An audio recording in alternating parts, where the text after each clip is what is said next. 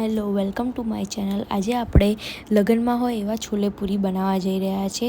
તો આ વિડીયો એકદમ મસ્ત અને ડિલિશિયસ થવાનો છે। તો વિડીયો છેક સુધી જોવાનું ભૂલતા નહીં અને મારી ચેનલ પર નવા હોય તો આ ચેનલને લાઈક કરો, શેર કરો અને સબસ્ક્રાઈબ કરો। તો અહીંયા મેં ઓવરનાઇટ માટે છોલેને ગરમ પાણીમાં પલાળી રાખ્યા હતા અને પછી મેં કુકરમાં 7 સીટી વગાડી દીધી છે। જોઈ લો, મેં આ કુકર મૂકી દીધું છે અને લગભગ 7 સીટી પછી મારું કુકર રેડી છે। જોઈ લો, મારા છોલે એકદમ સરસ મજાના રેડી છે અને એમાં મેં ચાની ભૂકી પણ આ જારમાં નાખી હતી, જેથી કલર બી સરસ આવે। અને અહીંયા હું હવે ગ્રેવીની તૈયારી કરું છું।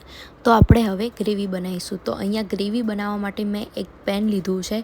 પેનની અંદર મેં થોડું ઓઇલ નાખ્યું છે। એની અંદર મેં 2 કાંદા, 1 ટામેટું, લસણ, આખા લાલ મરચાં, કાજુ અને 2 બદામનો યુઝ કર્યો છે।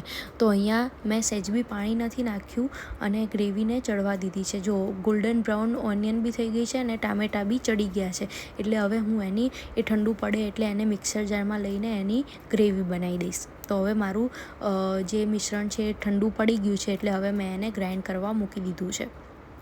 આપણે એકદમ સરસ, એકદમ બારીક ગ્રેવી તૈયાર થાય એવી રીતે ગ્રાઇન્ડ કરવાનું છે। તો જો મારે જોઈએ છે એ રીતે મારી ગ્રેવી થઈ ગઈ છે। હવે હું એને ફરીથી મસાલા કરીશ એમાં। તો અહીંયા મેં થોડું ફરીથી પેનમાં તેલ લીધું છે અને મેં મારી ગ્રેવી એમાં એડ કરી દીધી છે અને આપણે મિક્સરમાં થોડું પાણી ઉમેરીને જેટલું બી ગ્રેવી ચોંટ્યું હોય એ બી આપણે અંદર લઈ લેવાનું છે અને સરસ રીતે ભેળવી દેવાનું છે। તો જો અહીંયા મેં સરસ રીતે એને ભેળવી દીધું છે। અને તમે આ રીતે બનાવશો તો તમારે ક્યારેય થિકનેસ ઓછી નહીં પડે કે ના તમારે બટાકું કે એવું કંઈ ઉમેરવું પડશે। હવે અહીંયા મેં પાણી બી સરસ રીતે જારમાં ચોંટેલું પાણી બી લઈ લીધું છે ને હવે હું મસાલા કરીશ। તો મેં મીઠું એડ કર્યું છે, મરચું એડ કર્યું છે, ધાણા જીરું એડ કર્યું છે, હળદર એડ કરી છે, ગરમ મસાલો એડ કર્યો છે।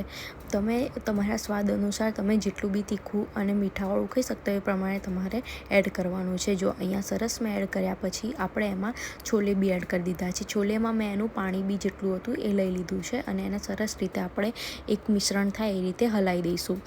તો એને થોડી વાર આપણે ચડવા દઈશું અને પછી દાણાથી ગાર્નિશ કરી દઈશું। તો આવી રીતે મારા લગ્ન સ્ટાઇલના છોલે રેડી છે। હવે આપણે પૂરીની તૈયારી કરીશું। તમે આ રીતે બનાવશો તો તમારા છોલે પણ એકદમ સરસ અને સ્વાદિષ્ટ બનશે। તો અહીંયા પૂરી માટે આપણે હવે લોટ બાંધીશું।